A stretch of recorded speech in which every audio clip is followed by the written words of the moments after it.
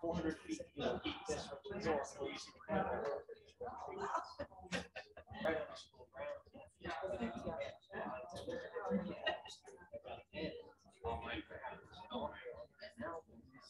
Good morning, everyone. It's a couple minutes after 9, so we're going to get started. Thank you for coming to the publishing panel this morning. I hope you're all enjoying your time in Oswego. I can assure you that the entire AFNI's board has put a lot of time into the conference, both the program committee, the local arrangements committee. So if you have any questions, there's always somebody at the registration table that can help you. And hopefully you'll get the most you can out of this conference, and you'll continue to feel that that AFNI's is working with you and for you as public historians. And we encourage comments and questions, and we're hoping to be able to continue having a successful conference. And hello to all of you at home who are joining us digitally.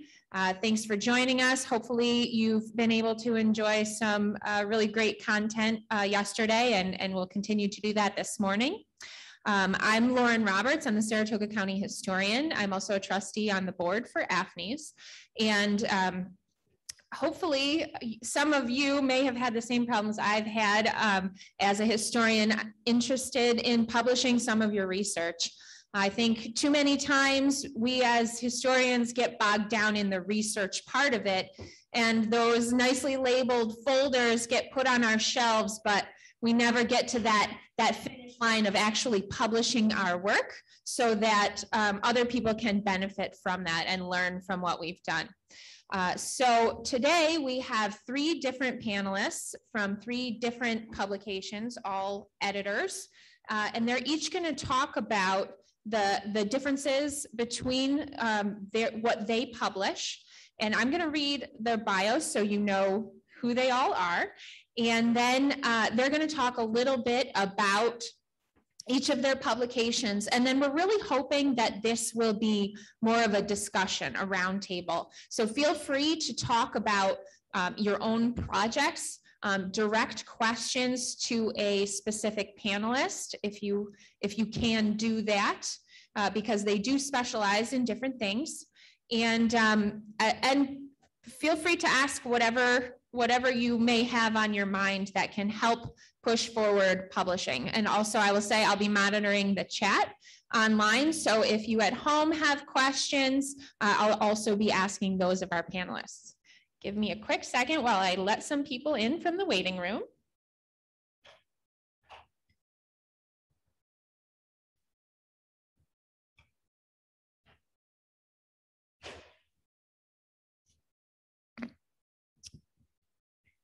Okay. So first we have Michael McGandy, and Michael is the senior editor and editorial director of the 3 Hills at Cornell University Press. 3 Hills, a trade imprint, publishes smart, informative, entertaining, and provocative nonfiction books about New York State and the Northeast. Prior to arriving at Cornell University Press in 2008, McGandy worked in commercial publishing at, is it Rowman and Littlefield, W.W. Norton, and Macmillan Library Reference, which is now Cengage. After Michael, we will have Josie, who's on the end.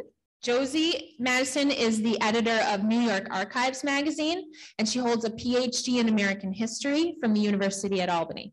New York Archives is published quarterly by the Archives Partnership Trust.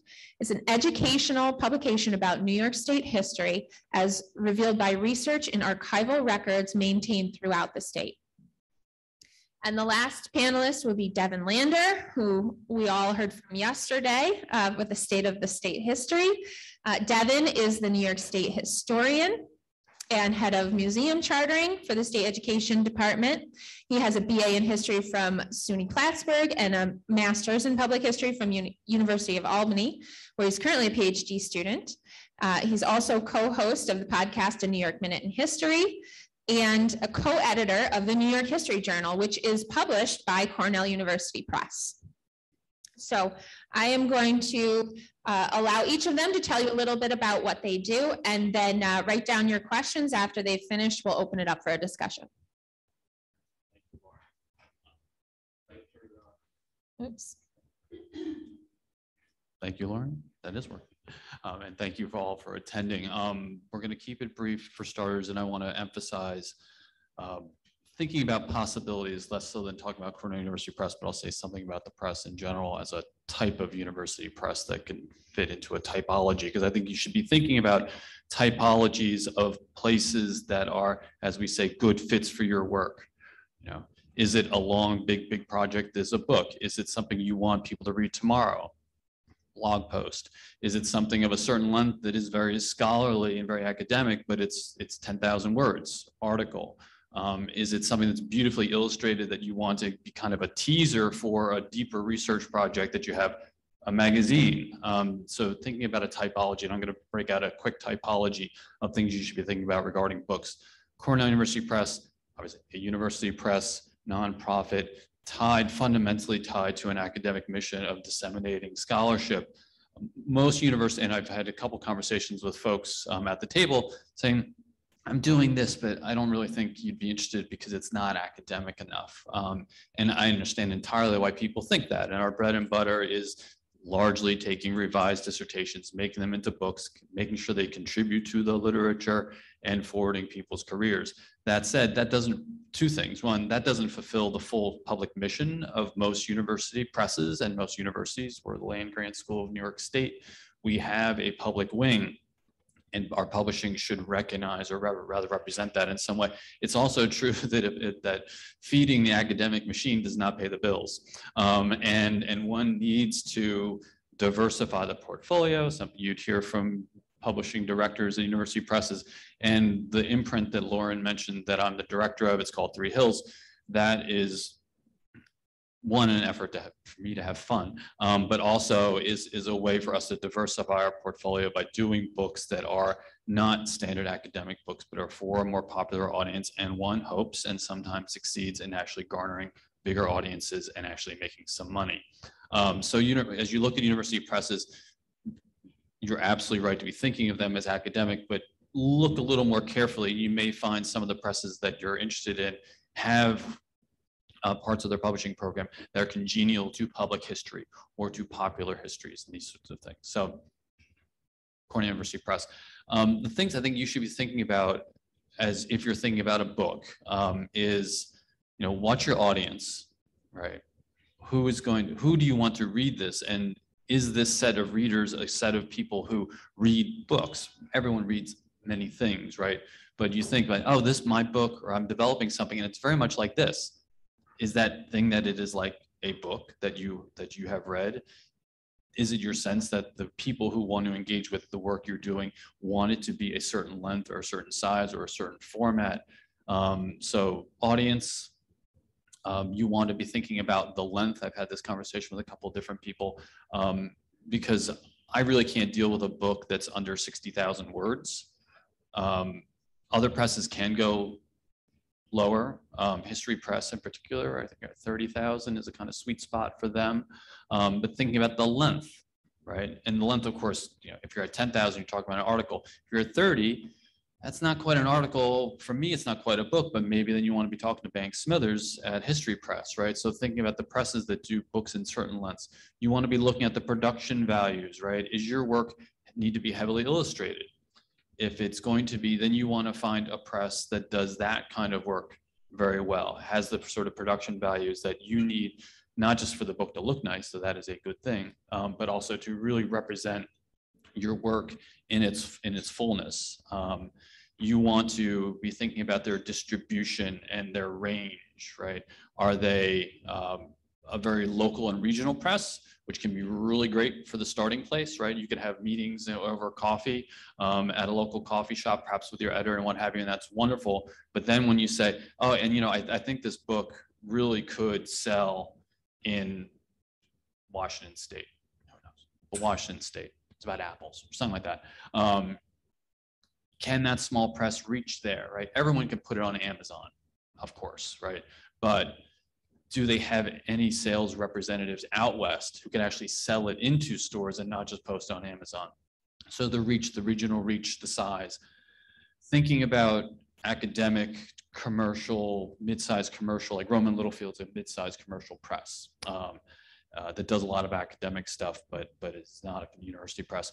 Or, a big house like Knopf or a Basic or what have you.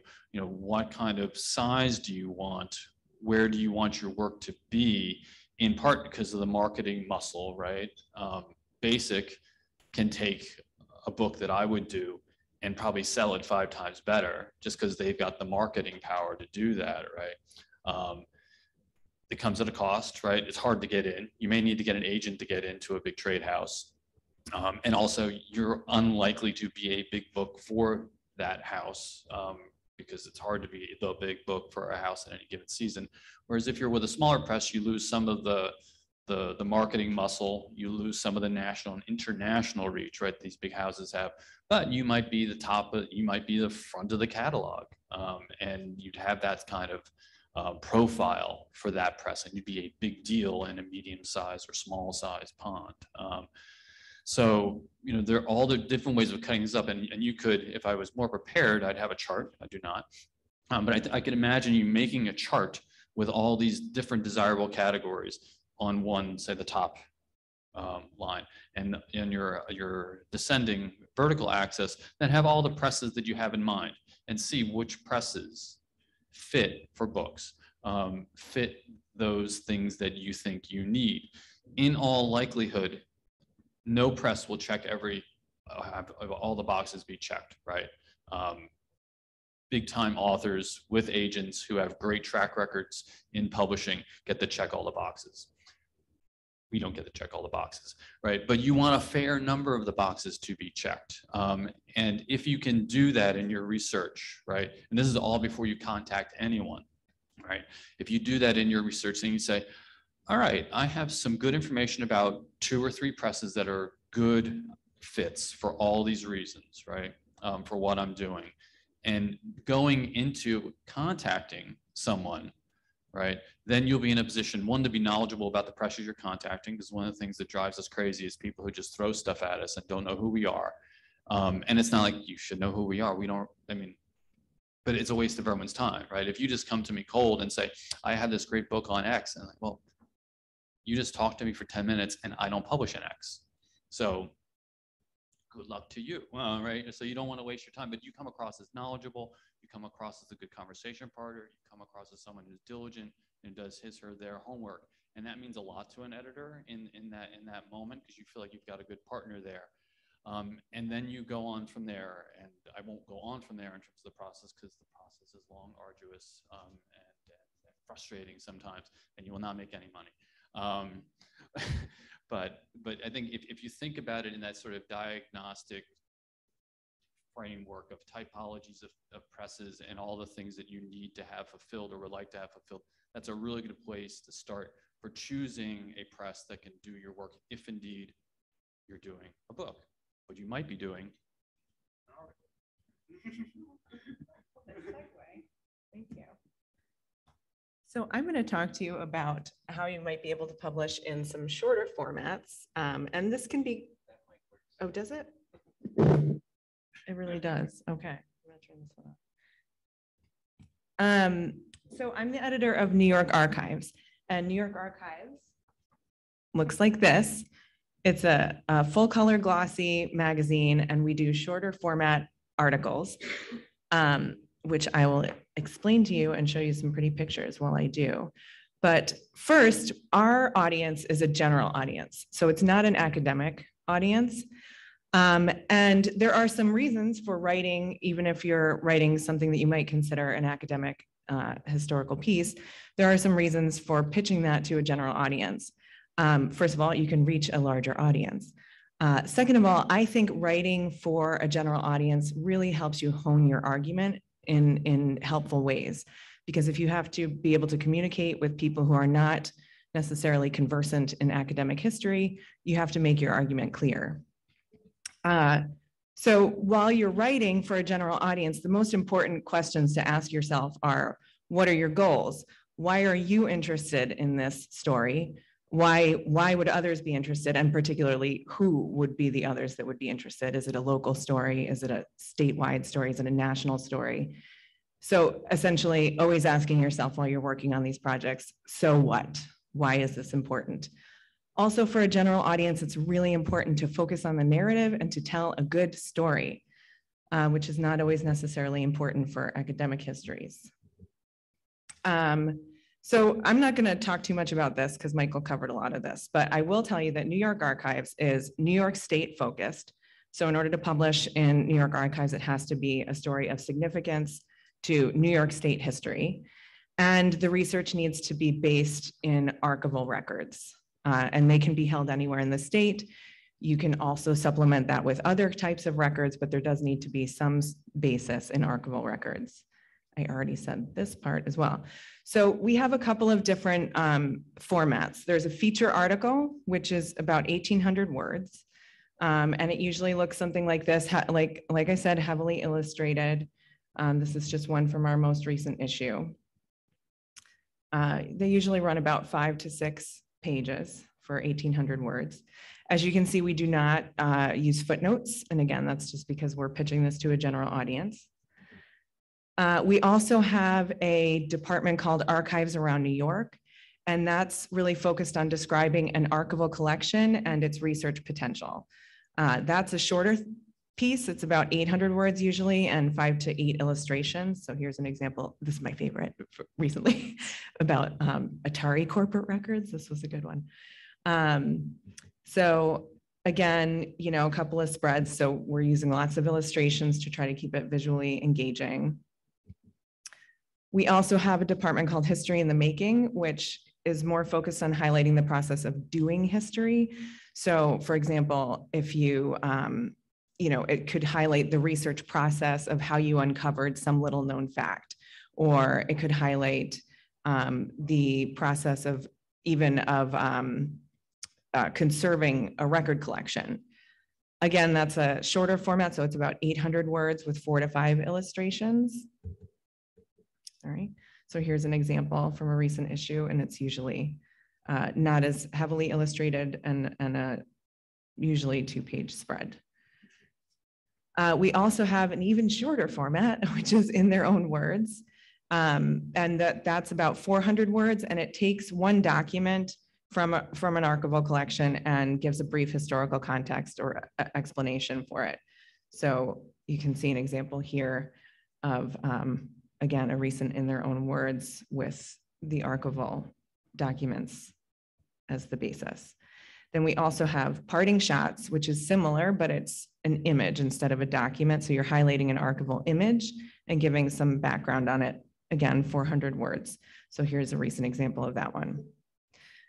So this can be good. These kinds of articles can be good for a lot of different reasons, but even if you're working on a larger project, sometimes this can be a good way to, you know, sort of hone some of your thoughts on the project. Think about how you're going to structure a story to reach a larger audience when you do go to write your book or longer article.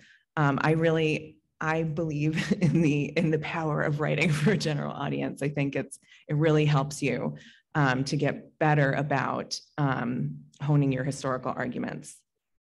So that's all I have. Oh, this is my contact information if anybody would like to contact me. Oh boy. Okay, well, I have business cards I can pass around to the end.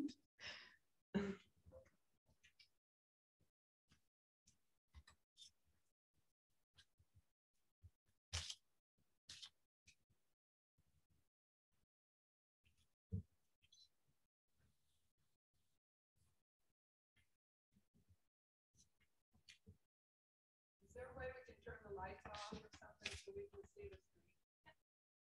Thank you.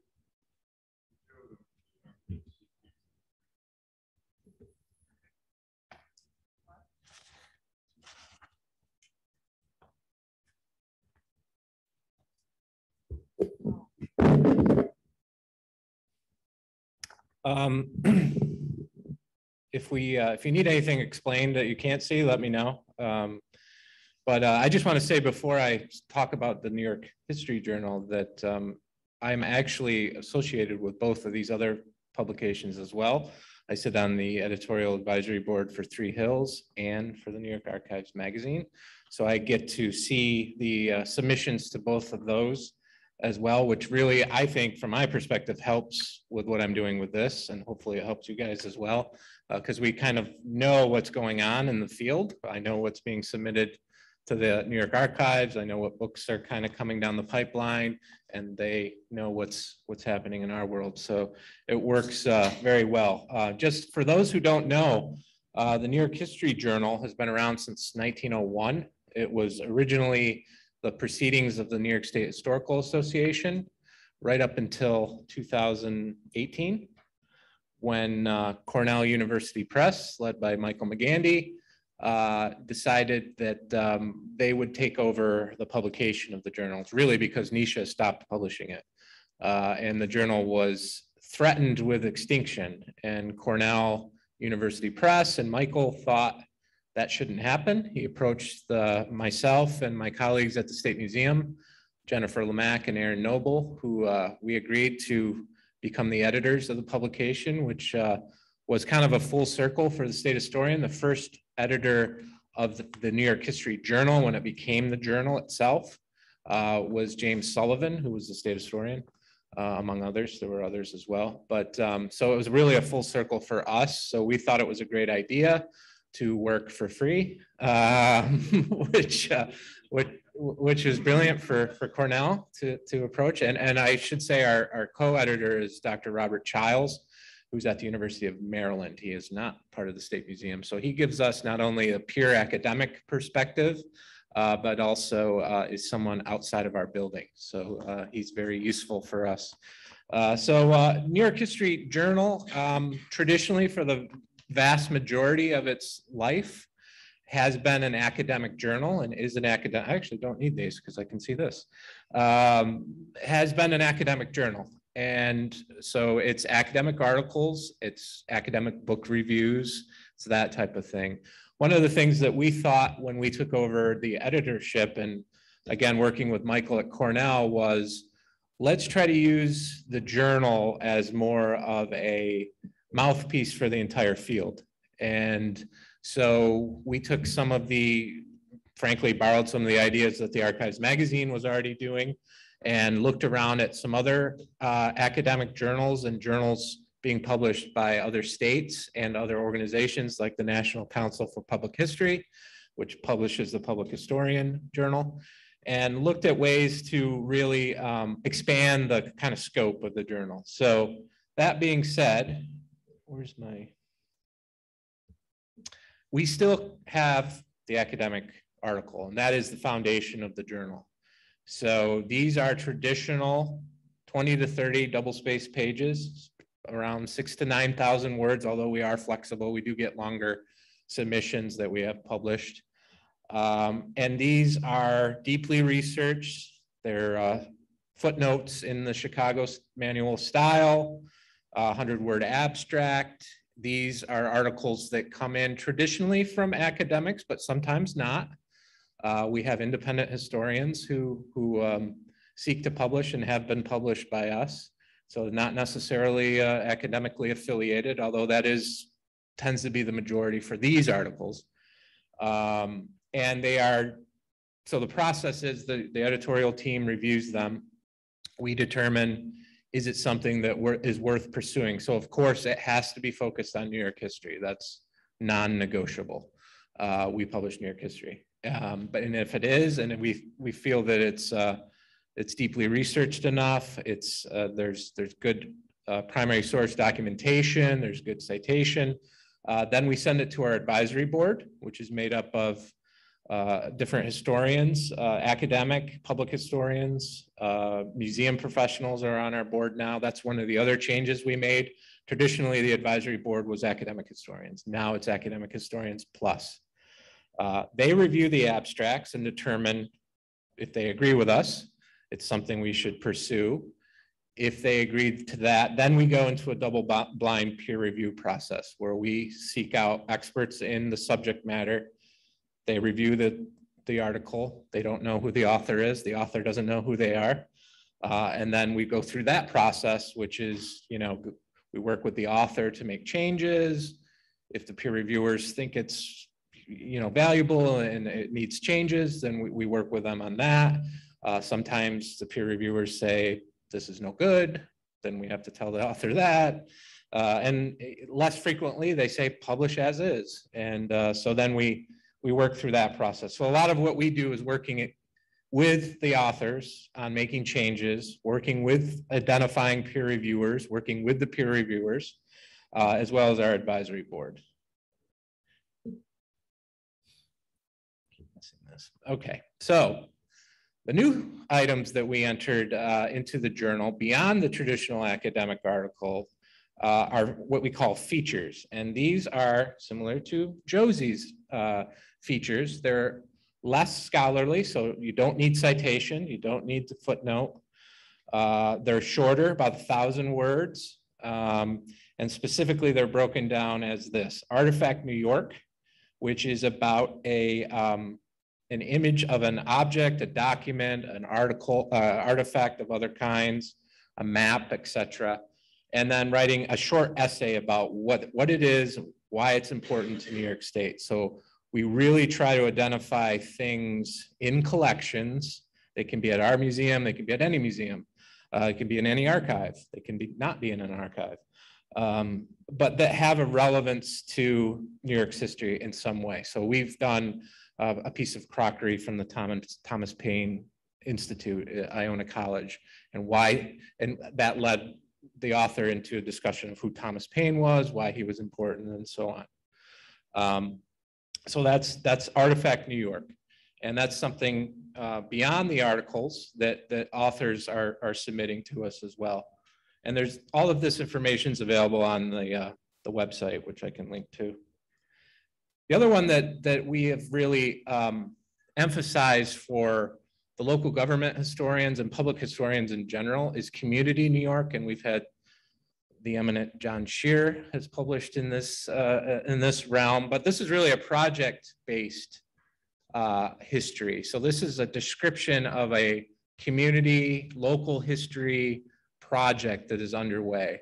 And again, 1,000 words, more general audience, you don't need citation. It can have images. We've had photographs in some of these, cannot have images. It's kind of up to the author, but the real idea behind this is to highlight the work of local historians, and New York being unique as the first state, at least, to have a network of local historians.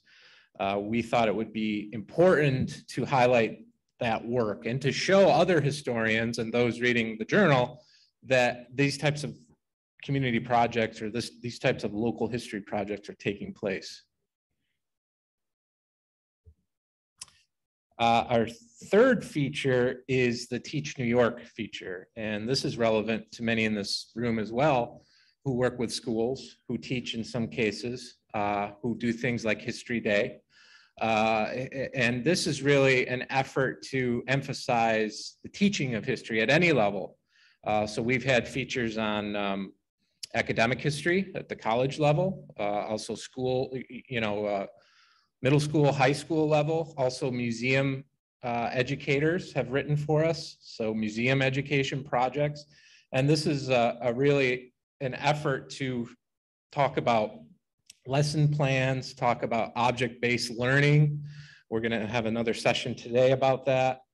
And pedagogical best practices. I always stumble over that. But it's really about the teaching of New York history. As a state education department who is editing or co-editing this journal, it's very important for us to emphasize the teaching of history at every level. And it was also valuable for our authors and readers to understand what's happening in the field as far as that is concerned. So again, this one can be a little longer because we realized that 1,000 word limit was a little tough for some of the more in-depth discussion. So 2,000 words for these features.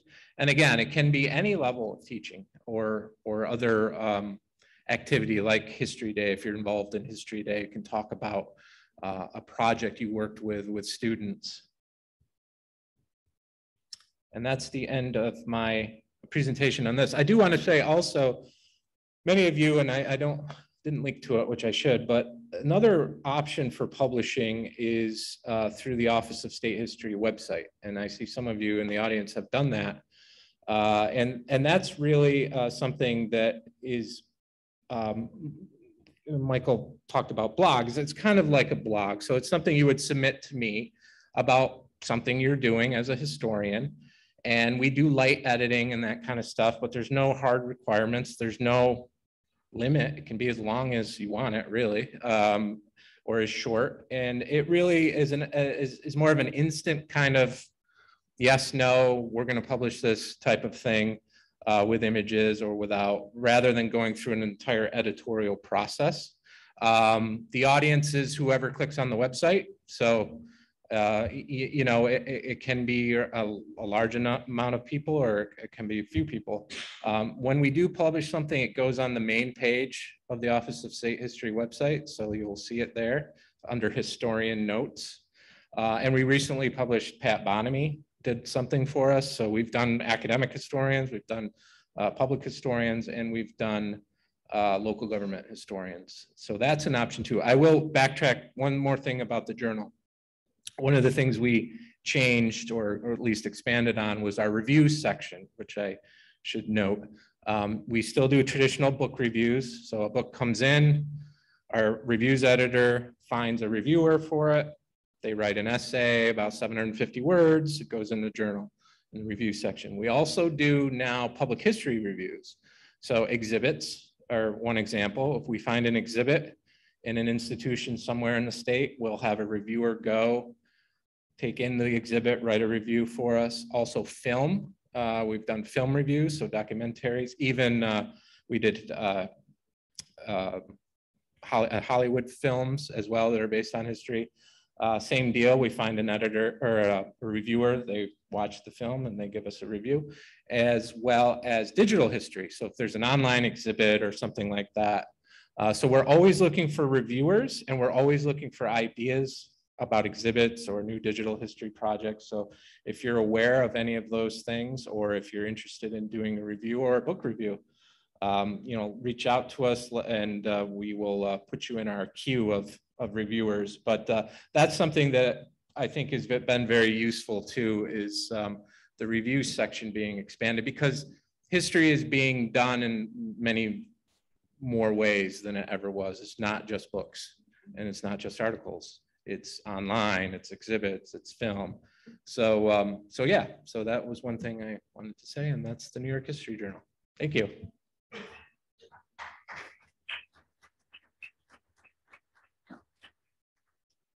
Thank you very much. So I'm going to open it to questions, and I will come around with the microphone so that people can hear us online.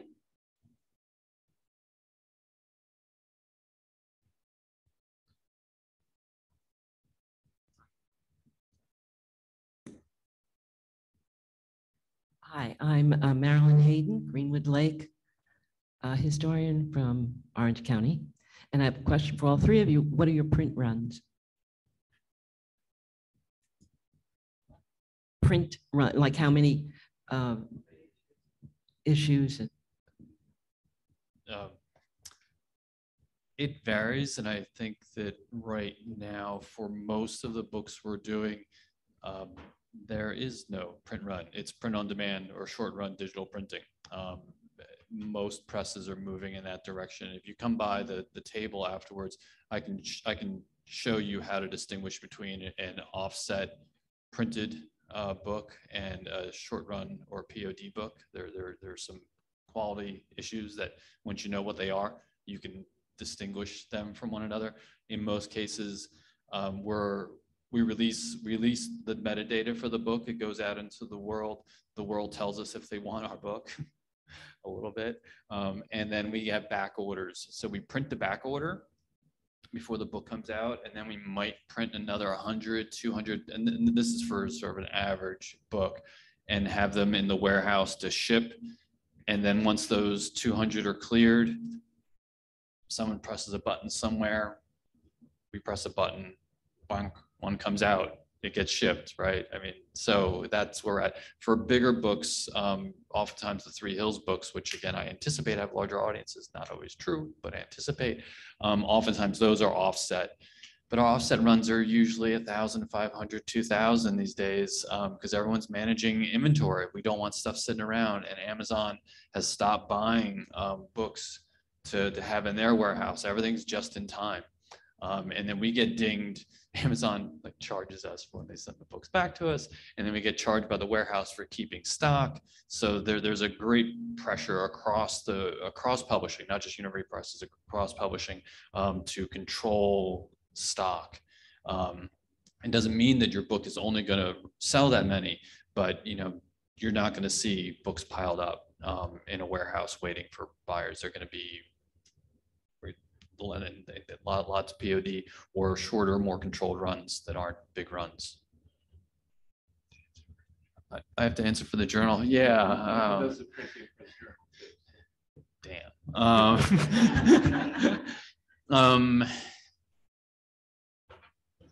It seems small, but really it's mighty. We have probably about 75 print subscriptions now, and about 200 all told. A lot of those are digital. Principally digital. Some people package digital and print at the same time, but there are only about 75 people who are getting the print right now. And all told, only 200 discrete subscribers who are accessing the journal outside of Muse, which is really where journals are at these days. Project Muse is hosted by Johns Hopkins University Press. Anyone with a library connection through a public library or a university library or through an institution that has a subscription gets the journal through that. I'm sorry, I'm not.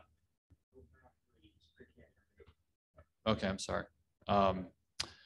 So most of the subscription base and the print run is fully digital, and it's happening through Muse, through subscriptions that are bundled with many other journals. So that's where journals, particularly academic journals, are at right now. So it's a weird set of numbers that make things look very small. And I would love to see those numbers higher no matter what, but there's actually a very robust use base, but it's happening discrete article by article through the Muse setup. Now, Josie. Thank you. So New York Archives it's first of all, it's a quarterly publication, and it's both print and digital. And it's a subscription model. So our print run is usually about 3,000 printed copies. I think we have about 500 subscriptions that are digital only. Most people, I think, get the print and the digital versions. So for each issue, we're printing about 3,000 copies. I should note too, and Michael knows the numbers for the journal, but I should note the journal is biannual as well. Thank you for reminding me. Semi-annual, yeah, twice a year.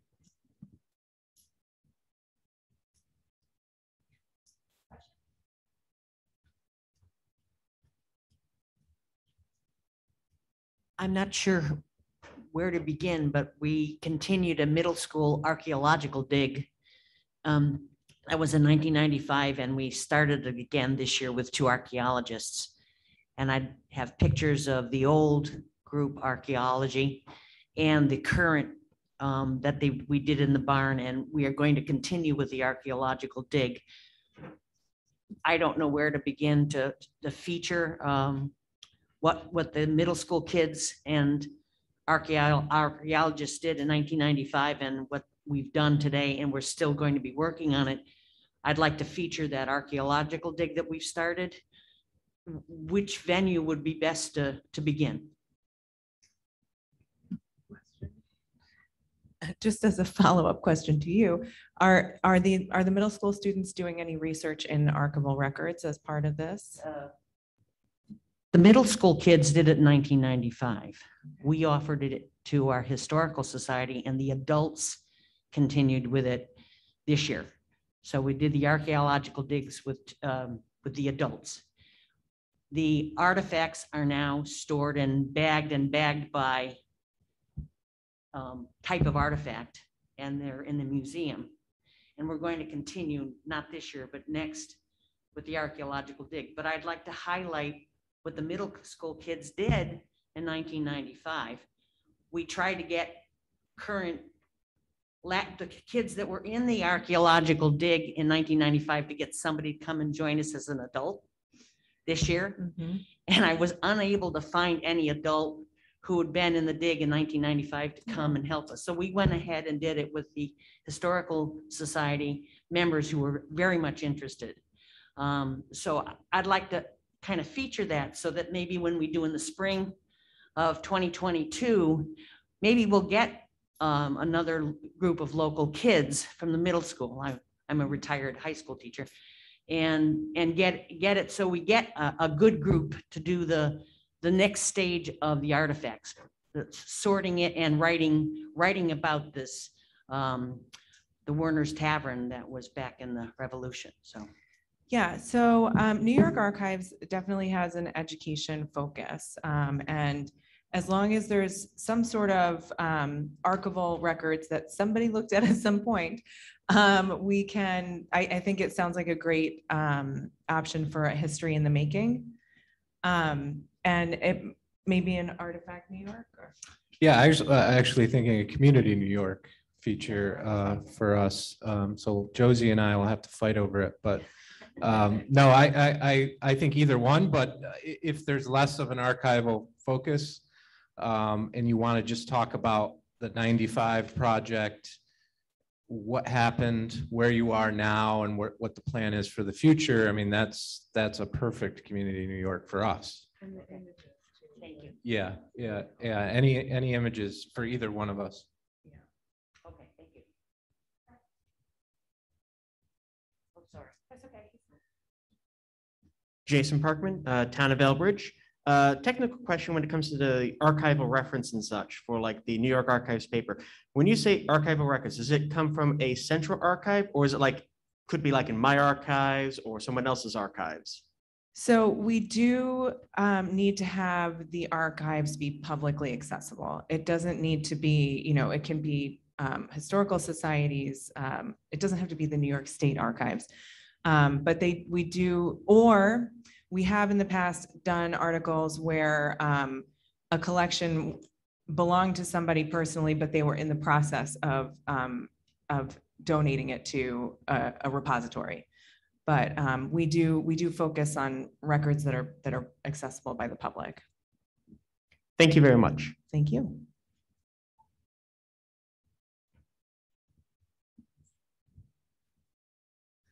Do you have a question online from Peter Feynman? Do the public libraries get New York Archives? I believe they do at this point. Maybe, I'm not sure that all of them do, but it has been something we've done on and off. Sometimes they've been in the libraries and sometimes they haven't. I believe we're in them now, but don't quote me on that. Thank you. Next question.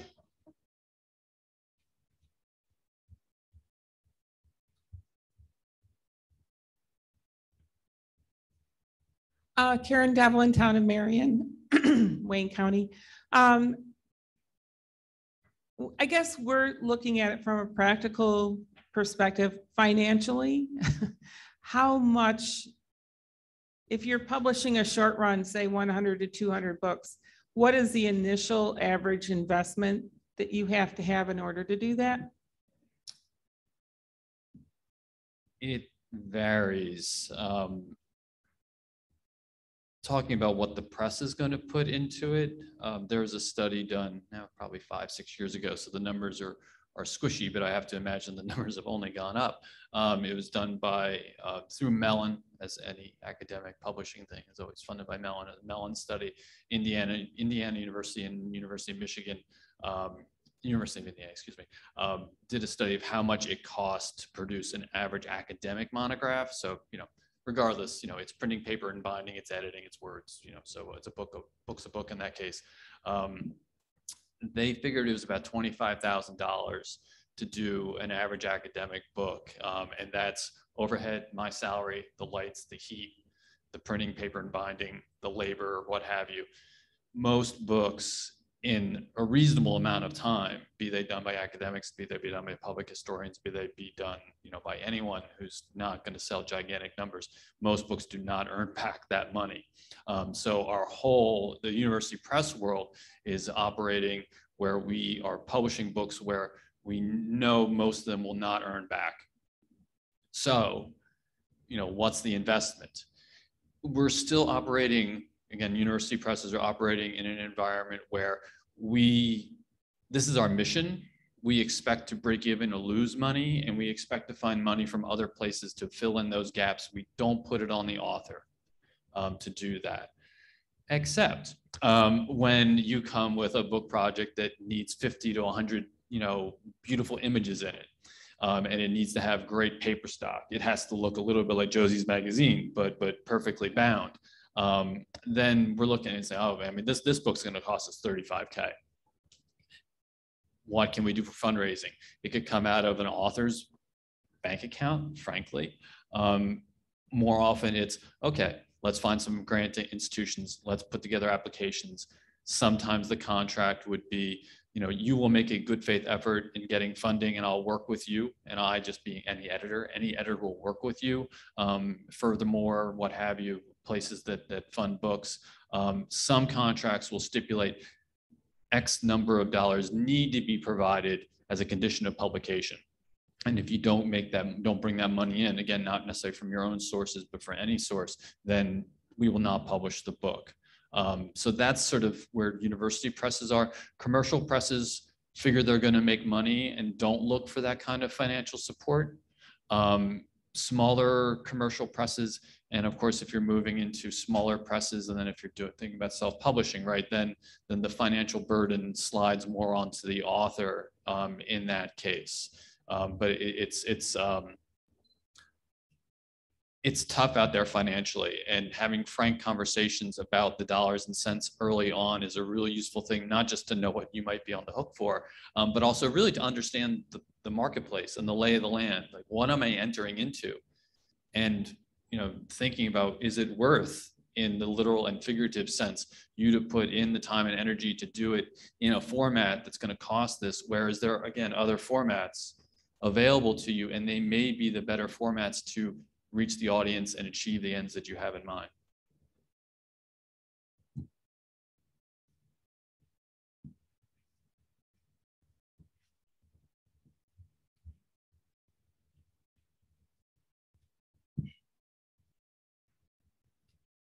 All right, so I'm Tom LeClaire from Clayton, New York, Jefferson County. My question's primarily for Devin and Josie. So I've been a historian for about 3 years, and I love publishing in the local newspaper, and they're happy to publish whatever I give them. But if I say later, 6 months later, a year, hey, this might have been a great article to get published. Am I shooting myself in the foot by having it printed in a local newspaper, maybe giving up the rights to a certain article? And then when I come to you, you find out that it's already been printed in a local newspaper, maybe with less research, but still it's already been printed. What restrictions am I putting on the work that I did a year ago compared to today? That's a good point, and Michael can help with the journal side, because we haven't, as far as I know, we haven't crossed that path with the journal yet. With the website, the Office of State History website, we have published, in fact, Dick Williams, sitting in front of you, has published with us material that was previously published elsewhere. And as long as we get the okay from that publication that we can do it, we've done it, and we haven't had any issues. So it kind of comes down to letting us, like, if you're looking at the website as a place, let me know, hey, I published this in the paper, and that conversation with the paper has to take place. And it has happened with the website a few times, and the newspapers have always been great, saying as long as we give them credit, which we do, you're the author, but we always note this was published in the X newspaper. Michael, is there something from Cornell's perspective related to the journal itself that would be different? Not really. I mean, but question for you, Devin, the newspapers that gave clearance, can you name the newspapers that just off the top of your head? Or another way of putting it, were they Gannett or were they, because I think the technical term is subrights, right? So if you write for the newspaper, you have signed something that basically they have it, right? So if you're going to reuse it, be it directly or adapted from, then you need to get subrights from the initial contracting party. And I have to figure that as you move up into corporate conglomerate size of media, the harder it is, maybe not necessarily because they don't want to give you the subrights, but finding the person who's going to take 2 minutes to actually pick up the phone and give you an answer, it's so hard, right? So if you're in a Gannett situation, it might be very hard. If you're in a locally owned newspaper, I'm sure it's pretty easy.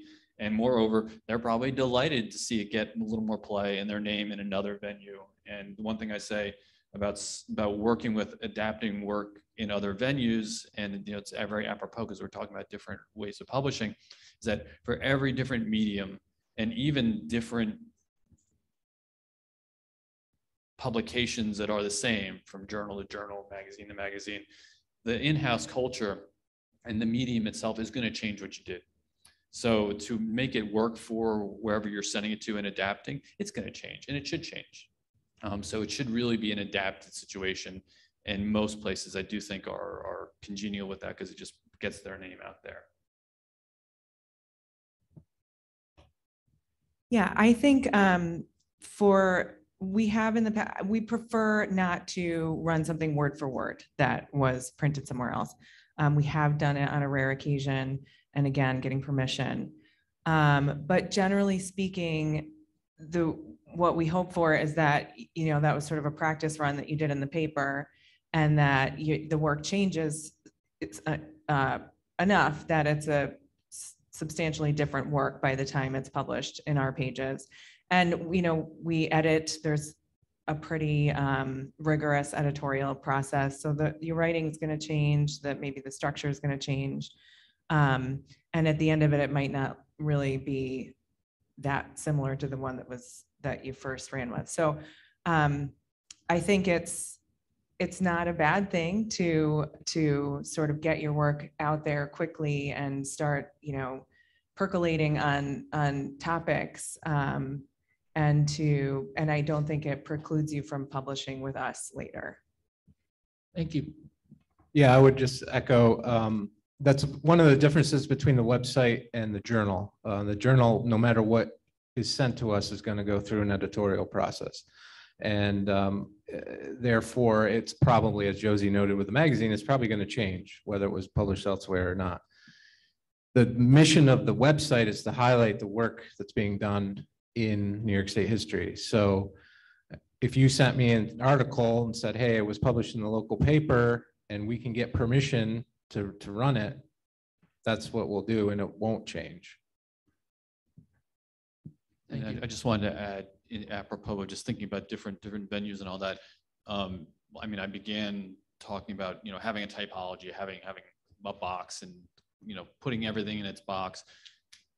That is for individual projects, finding the right fit. You should, as historians and authors, be writing across, right? You should be writing across media and in different genres, and that's really good. I want my book authors to be writing in magazines because it helps the book. Josie underlined how writing in a magazine will help your prose. It will probably help you write a better book, or write a better academic article, or a better blog post. So keeping your writing life diversified is a good thing. Just each thing needs to find its proper place, but doing it across a spectrum of places is good.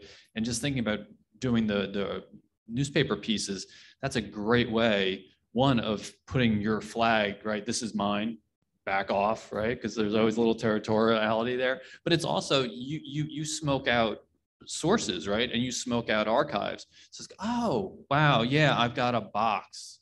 And next thing you know, someone's at your office the next week because you did that based upon a little bit of evidence. And next thing you know, you got more evidence. And then that's a way where organically a newspaper article can become a magazine piece, then it could become a journal article, then could become a book, just as the cumulative process of communicating through your writing brings more material out. Very good. That's what I'm hoping. Amen.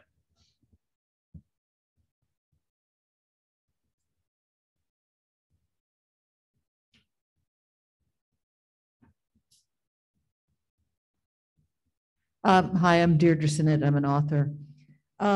One of the places it seems to me that there's a lot of book buying is especially academics at the college level, but also at the high school level. And I know that hopefully it happens. My publisher is trying to create a teacher's guide for my book, but also like thinking in the future about other things that I'd like to write. It's like, it seems like either the college students are forced to buy it, as they are with my husband's book. So his book is in the 45th printing and they're reimagining it now. Or, you know, or the high school libraries and all that. I don't know, it just seems to me like there's some audiences there and that they're not easy to get to, but I'm sure that as academic publishers, that is part of what happens with these books. Anyway. Yeah, I mean, the L-High world is a whole different world. I don't understand L-High, and I have no access to it. The books that I'm publishing and most of the sort of presses that I've had in my mind as I've been speaking to you about books are not L-High publishers. They're not Pearson. They're not Wiley and what have you. They have whole different operations, and those operations have to be on the ground. They have to have reps who are, maybe not anymore, but used to be physically in the schools, dropping off hundreds of complimentary copies for free to seed the marketplace and to force people to change their teaching habits by giving them freebies, basically, and making it so easy that they will adopt the book. That is a major operation that requires gigantic amounts of capital that only the biggest presses can really do successfully. Having a complimentary or supplementary teaching guide that you post online or what have you is nice, and it'll be helpful, but it's not going to get you market penetration. And yeah, it's just a whole different world. And there's a reason why Pearson is so big, and also where they won't answer your phone call, right? Because it's a gigantic corporation, you can't get into it. So I think that doing something for an L-High market for one of your books, if you're not being published by a major L-High press, requires a lot of thought and a willingness to put in the labor out of love and dedication, and being reasonably skeptical about the return you're going to see on that investment.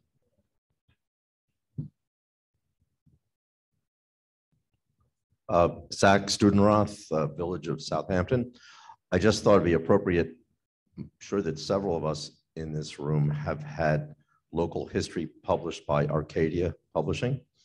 And I'm just wondering what the panel's opinion of that press is, because having gone through that process and with another title recently accepted, there isn't the level of scholarship perhaps, or in terms of editing. I know in the case of the book that I wrote that I was dismayed to realize after the fact that I had accepted history as previously published and it was inaccurate. And so my particular title, which I won't reveal, has a rather significant discrepancy toward the end of it, which I hope if you ever read it, you'll forgive me. But I'm wondering what the panel's opinion is of that model. To the question of costs, we who accept that bargain incur real expenses, because that's the deal. You pay for the pictures if you need the rights, et cetera, et cetera. So there are some upfront costs that the author bears. But then, of course, the deal is that you get the work published and marketed, et cetera, et cetera. So long question, perhaps a shorter answer. What is your opinion of that publishing model? That's a tricky but interesting question. On one hand, I know exactly the books you're talking about. I see them everywhere and I enjoy them, and I have several in my office. So I think they have a relevance and a potential to get your work out there that's kind of unrivaled, at least in the book world. And Michael can correct me if I'm wrong. That being said, we do not review them in the journal for reasons that you highlighted. And it's a discussion we had early on. You know, what are we reviewing when it comes to books, as well as other media? And that was one that came up in early discussions that we determined the model was not strong enough, I guess, to say that this book has gone through many editorial reviews, peer reviews, blind peer reviews, all of the stuff that Michael does at Three Hills and at Cornell does, that we do with the journal. We don't review those. I at the same time, I struggle because I find the value in them again, and from a personal perspective, but you know, for an academic journal, there has to be a certain level of standard that we have in our reviews, and the determination was made that that was not the standard. So I'll let Michael. Yeah, I mean, it's the trade-offs, right? It's the boxes, and it's I cannot get you into Walgreens. History Press can get you into Walgreens, right? You want to be in Walgreens. That's a really good place to be, right? Or a gift shop with lots of tchotchkes, and there are only 10 books, and 5 of them are History Press books. I can't do that.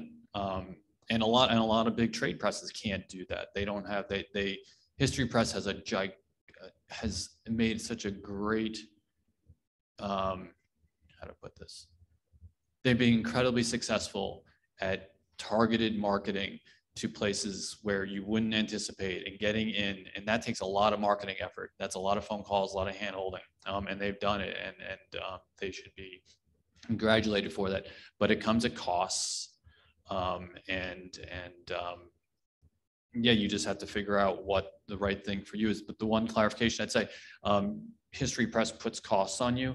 Most presses put those same costs on you. So you would not find a greener contractual ground somewhere else. Print, you know, your permissions, provision of images, clearing any subrights that are involved in the publication of your book. The traditional contract from most presses will put all of that on the author. And if indeed, you know, it'd be good to have a panel sometime on contracts, but we're working through a contract. Always look carefully at your contract. Lots of things, you can imagine that an average contract is written heavily in the favor of the institution that drafts the contract. And some things are negotiable, some things aren't negotiable. Who pays is negotiable, but we of course want authors to take on all that cost.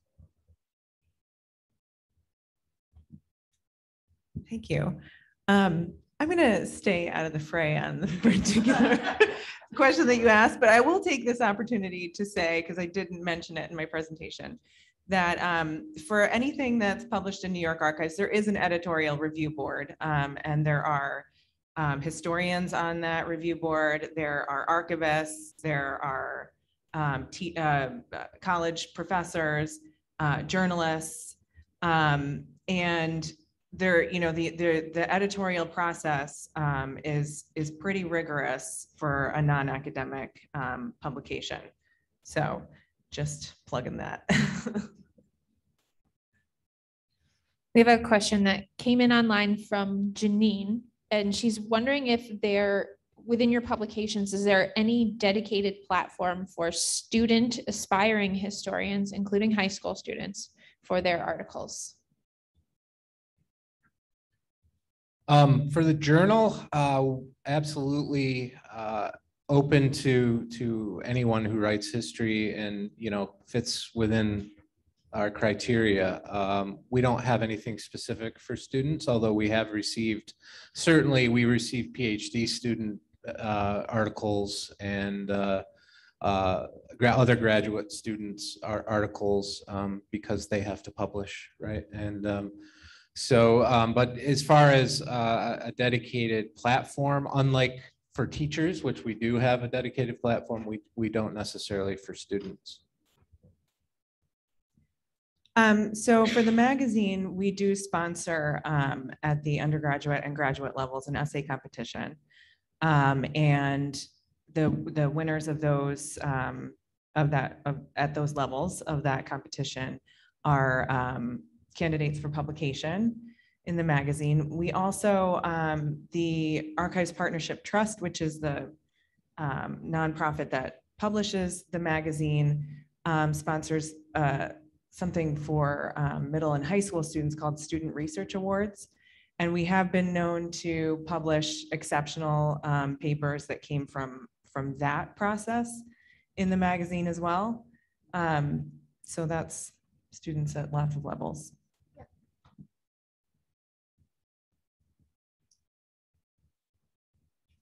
Thank you. As long as Devin mentioned my name, I'm Dick Williams from Village of Clinton. I know you three editors have your favorite stable of writers. And I see the same people in the journal, Josie, not every time, but what's his name? Harold Hushell, he's the Civil War expert, I think.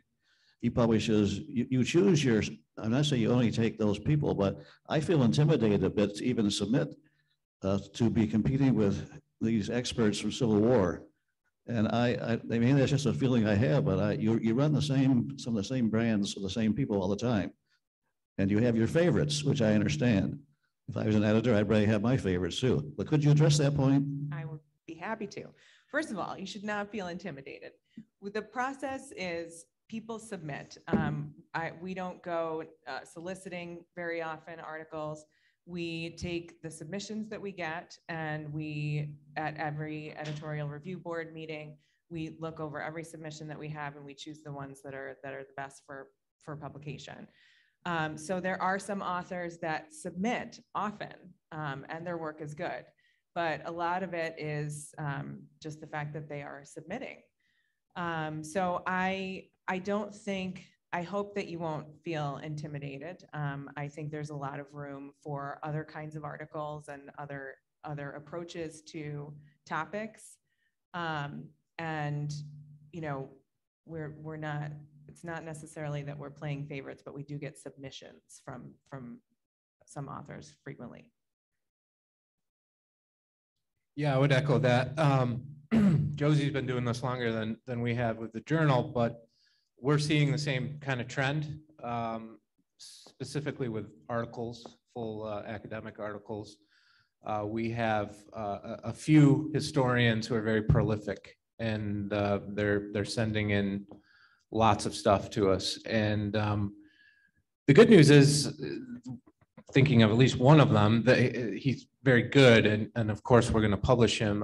But because we only publish twice a year, we don't want this person to be in every issue, you know. So it's kind of a balancing act where we happily we don't have an issue right now with number of submissions, but you know, we have to think of that as editors. You know, when was the last time we published him? Was it the issue before? Well, maybe we should, you know, take a break. But as far as the journal is concerned, that's why we added the features. One of the reasons we added the features was to give, as Josie said, more opportunity for people who may not want to write a 9,000 word, heavily cited, primary source heavy academic article, but want to highlight their work at the community level, or an artifact or an image, or the teaching that they're doing. So we're hopeful that will help with some of the reluctance that might exist for a more in-depth article. And I don't know about the book world. Yeah, I mean, it happens for all the natural reasons you anticipate. Two thoughts. One, and this is also profiling the press, right? Talking about a fit, right? Does your work fit well with the press? Well, what do you have to go on when you decide the fit? Is the stuff that's already out there, right? And everyone fit is usually I look very much like my work looks very much like this other work, and yet it's different in this way, right? So you want enough similarity that it looks like there's a family resemblance, and therefore you'd be part of the club, but you want to be new enough so that you don't look like you're just a retread of what was done before, to mix metaphors. So as you look in from the outside at any press, I'm thinking about books in particular, but I think it goes across the board here. One, you need to know that all of us, anyone who's a gatekeeper, right? Diversity, diversity, diversity, right? We got to, or we're going to get hammered, right? And diversity takes many forms. The diversity that this group brings, particularly within my world, is the non-academic, public, engaged, community-based person who's got their feet on the ground and knows the stuff from locality. A lot of my academics, they know their stuff, but they don't know the locality. I need you guys to give me diversity in that regard, right? So as you look in, if it looks like it's a club, know that the gatekeeper, if he, she, they are doing their job, want to break it up, because someone's going to come after them if they don't break it up. And the other thing also is, particularly for books, but this is true pipelines, right? Your fit is based upon what's been out in the world. You don't know what's coming next year. So you need to talk to the editor and say, you've had this profile, but how's your profile looking next year, 2 years? For me, 5 years. You could talk to me about 5 years from now what my list is looking like. And it may look radically different than what's in the catalog this year. So just another argument for, if you feel like you're on the outside, you're intimidated, there's no family resemblance, but you feel like this is the right venue, break in. We want you to break in. Could I make one final comment? I've had some luck in doing local printers, not the big boys like you people are, but I've had 3 or 4 books done by local printers to, limited success, 200 or 300. They used to be like $8 or $10. They're probably now 18 or 20, but you can still deal with local printers and you have complete control, and you don't deal with editors who may not want you or may want you, Anyhow, that might be a topic for another time, local printing. Thank you. I think we are out of time. Yes, we are out of time. So thank you. I would like to thank the 3 panelists, Josie Madison, Devin Lander, and Michael McGandy. And thank you all for your questions. I hope you consider publishing with any of them in any venue. I think it's really important for municipal historians to have published works. So thank you. Thank you to you guys.